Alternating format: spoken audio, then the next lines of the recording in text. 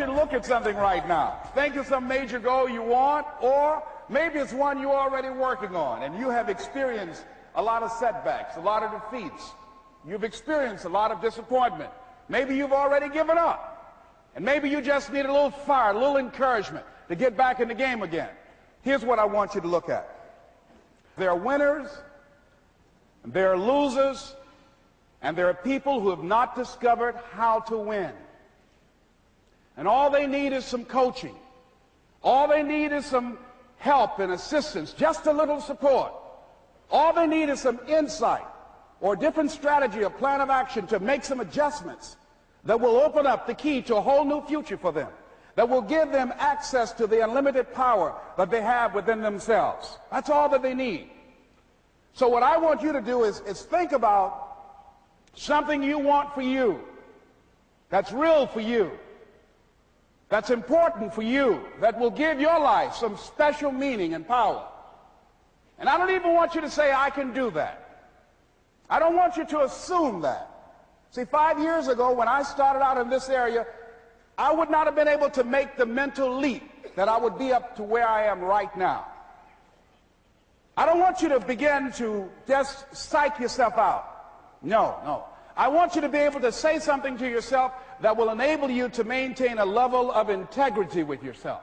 That when you say this, even when you face tremendous setbacks, it will be a benchmark to keep you in the game, to keep you moving forward and experimenting and readjusting your strategy and your plan of action, continuously looking for ways to win. So what is that something? When you got an idea you want to move on, you might not have the money, you might not have the education, you might not have the support or the resources you need. What is that something that can keep us going, that will enable us to act on our dream? What's one of those keys that will begin to help us to discover the secrets to our dream? Here's what I want you to repeat after me, please, with power and conviction. Say, it's possible. It's possible. That's all I want you to do when you look at your dream. Just say to yourself every day, it's possible. Just say that every day to yourself, it's possible. Because what does that do? See, it begins to change your belief system. See, the way in which we operate, ladies and gentlemen, it's a manifestation of what we believe, what's possible for us. Whatever you've done up to this point, all that it really is a duplication, it's a reproduction of what you believe subconsciously that you deserve and what's possible for your life. Most people operate out of their personal history, out of their memory, things they have done, things they've experienced, things they've seen, things that they have observed. What I'm suggesting that you operate out of a larger vision of yourself. I want you to see yourself doing what you want to do, experiencing what you want to experience, having what you want to have, doing what it is that gives your life some meaning and value. Operate out of your imagination, not your memory. Because whenever you look at where you want to go, I'm wanting to warn you, you will have some conversation back here after you go through the data that you've experienced in life saying you can't do it. And so what you want to begin to do is ignore that inner conversation. Well, most people, ladies and gentlemen, when something happens to them, what they do is they begin to believe that that's the way it is. That's the way it's always been. And they can't see the possibility of it being any different. Example, before April 1954, the common belief, the universal belief, because it had been tried again and again and again and people had failed, the belief was that man was not physically capable of breaking the 4-minute barrier, that he could not run a mile in less than 4 minutes. That was the belief on the planet. It had never been done. But here's what happened, ladies and gentlemen. Roger Bannister came along, and he broke the 4-minute barrier. Now, here's what's significant about that. Since that time, up to this day, over 20,000 people have done it, including high school kids. What changed? 20,000 people. What changed? Here's what happened when they got on the track. They knew it had been done. And because they knew it had been done, there was a new belief about this barrier. about this goal that was unreachable. And those 20,000 people got in a race believing, knowing in their heart that someone had done it, that it's possible, that they could do it. And I'm saying that if you know anybody that had some goal, some dream, something they wanted to do, and they did it, then I'm saying that you know in your heart that if someone has done it, then you can do it. It's possible. And that if someone can make their dream become a reality, that it's possible that you can make your dream become reality. And so as you begin to look at where you want to go, beginning to embrace that, it's possible. I'm blessed and highly favored. I've got a lot going for me. I got some good stuff in me. And it's possible that I can bring my greatness out here in the universe.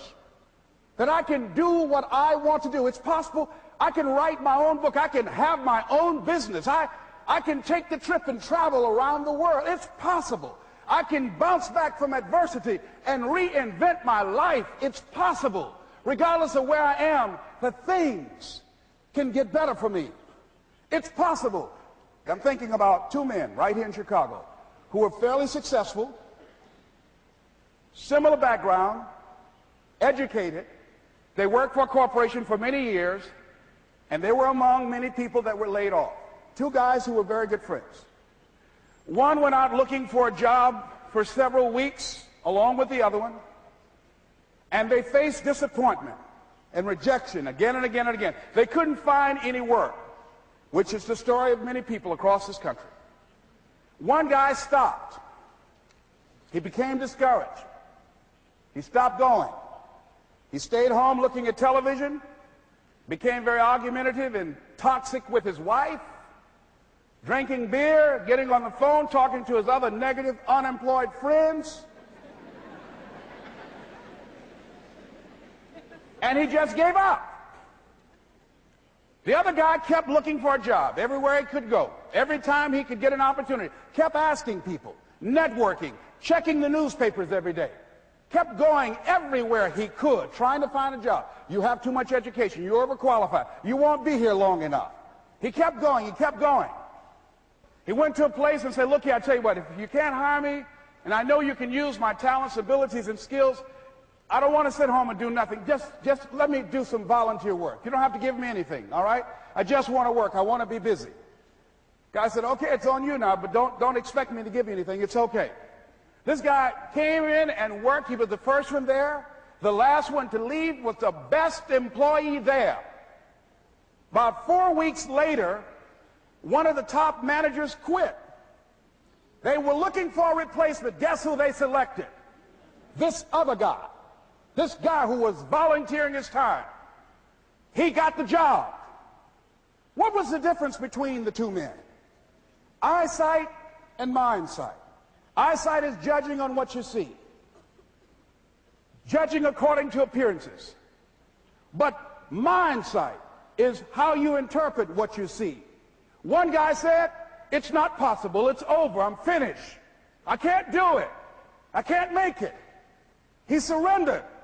I've faced rejection again and again. I'm not going anymore. There are no jobs out there. But this other guy, he felt that in spite of the no's and rejections, in spite of how bad the economy is, in spite of what the newspapers are saying, that it's possible that somebody somewhere will give me a job. He just kept going, thinking it was possible. And guess what, ladies and gentlemen? That's what we have to do with our dreams. That's it for day one. Tomorrow we'll be going over a philosophy that helps ordinary people create extraordinary results. You don't want to miss it.